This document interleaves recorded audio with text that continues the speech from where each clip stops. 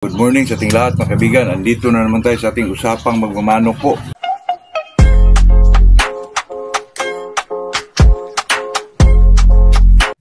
Ito yung mga kaibigan, yung hindi pa nakuha po. Kasi may nag-message na kunin niya pero hindi po mga kaibigan, kaya ito na po. May pares po itong pumpkin. Ito ay street golden boy mga kaibigan. May pares po itong pumpkin. Depende na lang sa makauna po. Binaba na natin sa presyo mga kaibigan na 7K po. May pares pa na pumpkin mga kaibigan. Tingnan nyo po, napakaganda. Ang sukat mga kaibigan, no? Maganda ho ito mga kaibigan. Depende na sa makauna po. Parang punkan to mga kaibigan, no? Magandang manok din. Ito po. May pares ito na pumpkin mga kaibigan. Pumpkin cross sa gold. Yung babae po. Magandang manok to mga kaibigan. Tingnan nyo po, tarang matibay po. Kahit bata pa, magpo-4 months ito mga kaibigan. 3.5 months po ito. Papuntang 4 months po. Tingnan nyo po mga kaibigan, yung mukha po.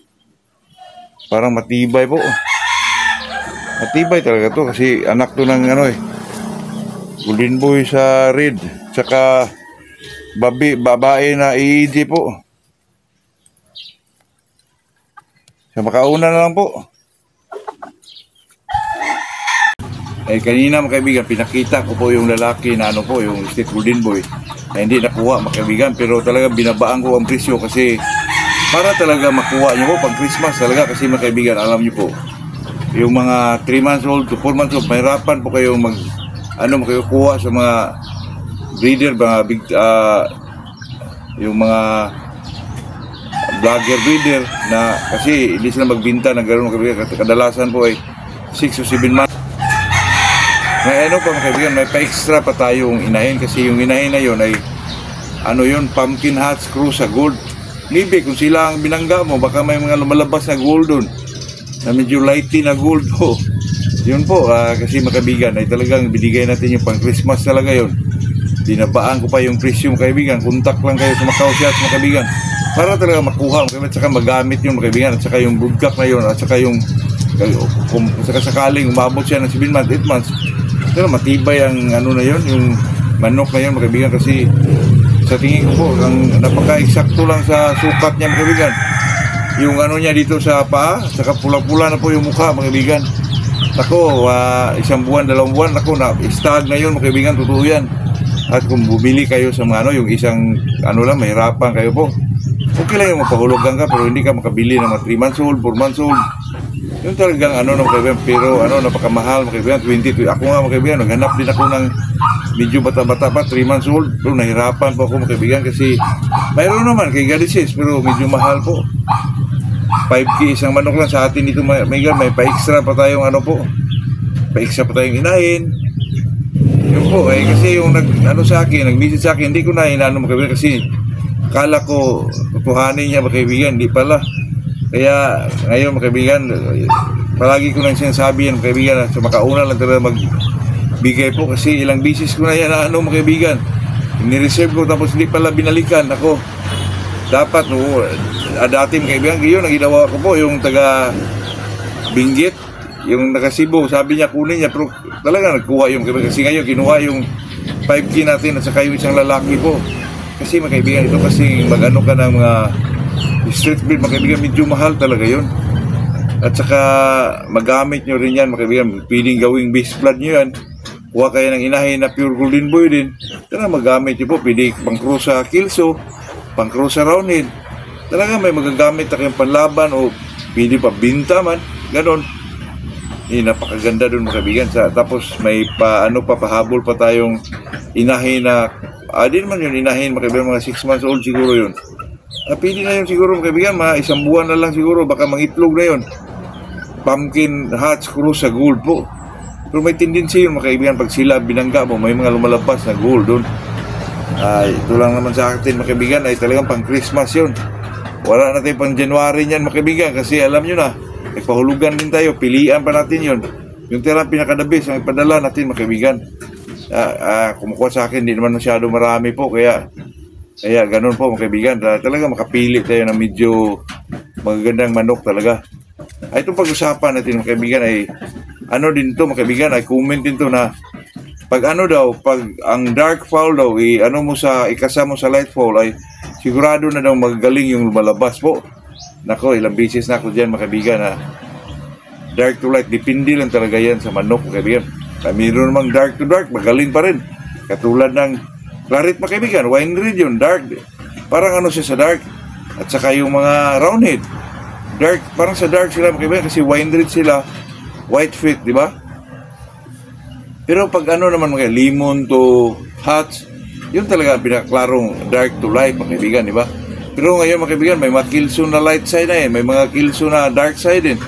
Saka may mga roundhead din mga kaibigan, katulad ng mga alien roundhead, may mga light side din mga kaibigan na medyo basag talaga.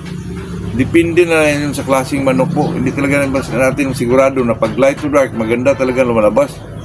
Alien roundhead mga kaibigan, light yun, parang kulay niya parang lemon, parang sweeter may bandira din. Tapos i-close mo yan sa kilso na light side din, puro sila light, di ba? Depende na lang yun sa breeder at saka may-ari mga kaibigan. Pero pag sinasabi mong bloodline talaga ang pinag-usapan po, katulad ng roundhead to sweeter, talagang may tendency mga kaibigan na magagaling ang mga offspring na lumalabas doon, kasi ito kasing roundhead mga kaibigan, athletic. Katulad ng ano mga kaibigan, yung Shilto na nakuha natin, baka bukas mga kaibigan dumating na yun, Wednesday. Mag-ship din tayo bukas. Ang shipping natin bukas mga kaibigan ay tanggog at saka Cebu lang. At saka paparating din yung ano natin, yung Shilto natin. Kasi pinakita ko sa video mga kaibigan. Shilton, pure na Shilton talaga mga kaibigan. Kinuntrahan siya ng sweater. Nako, parang nabukang tanga yung sweater mga kaibigan. Si palo siya ng palo. Ang Shilton naman parang tao mga kaibigan.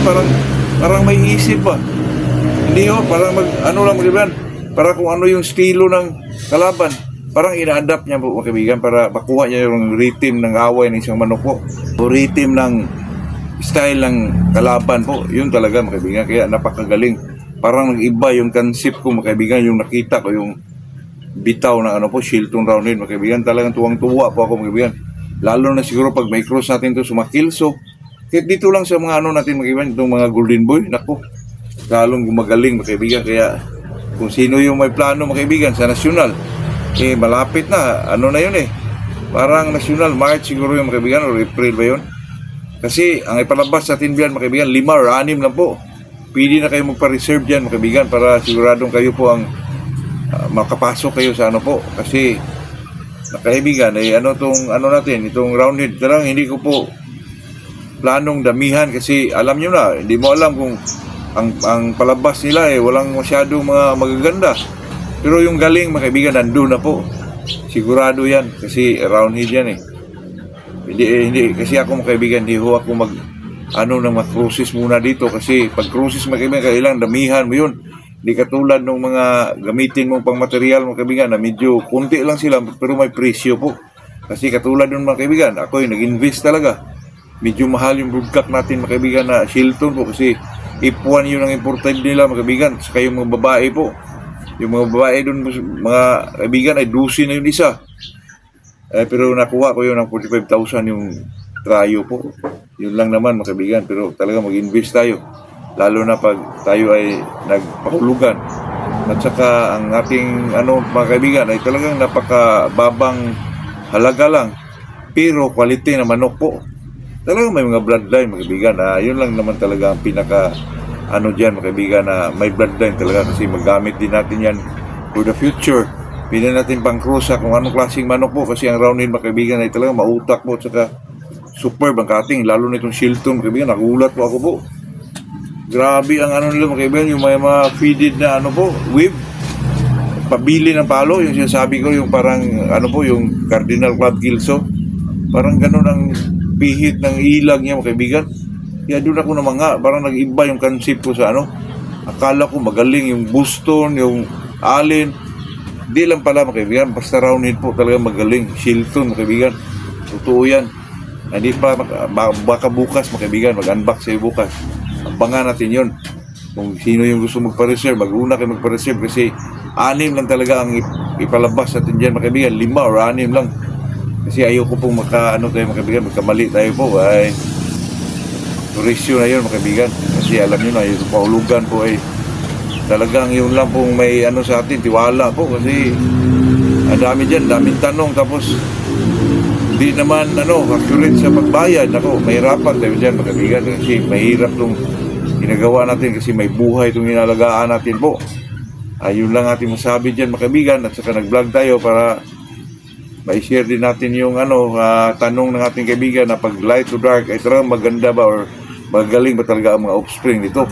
Hindi po yan masigurado mga kaibigan. Sa akin po ay talagang tinitingnan ko po yung bloodline po at saka doon ka mga kaibigan, doon ka magbase sa pag-aralan mo yung anong klaseng bloodline ng isang manok katulad ng round nila. Alam naman natin yun na athletic na manok yan, may mga estilo sa laban at saka magaling, superb ang cutting nila po. Kaya maganda sila i-cross sa mga sweaters. Medyo ang sweaters mga kaibigan ay makontrol yung medyo hot ang isang sweater. Pagpasukan mo yan ng roundhead mga kaibigan, medyo kumalma po, magkalma yung isang manok mga kaibigan, lalong may timing na po. Kaya maganda talaga itong roundhead, itong mga kilso. Kasi alam naman natin ang kilso mga kaibigan, may mga claret na nakapasok dyan. Hindi lang natin alam kung ano talaga ang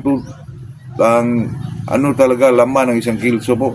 So sa tingin ko mga kaibigan, may yan, parang roundhead claret siguro mga kaibigan, hindi ko lang sigurado pero parang ganun po.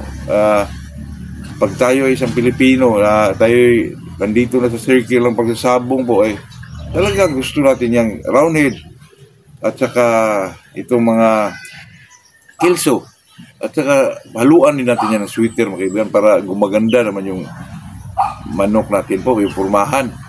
Pira na lang sa ay given na yung paluan po, mag sweater pinag-usapan mga kaibigan. Pero yung superb ang cutting, doon na yung papasok yung kilso at saka roundhead po. Yun lang naman mga kaibigan, ito lang natin pag-usapan sa araw na to. Nagpapasalamat po tayo na medyo nakabalik na yung channel natin po. Itong Macau. At saka hinihintay pa natin yung markado mga kaibigan. Kaya hindi na siguro tayo magpakita ng mga manok dyan para naman po kasi napaka-stricto po si tatay mga kaibigan. Good morning sa ating lahat po.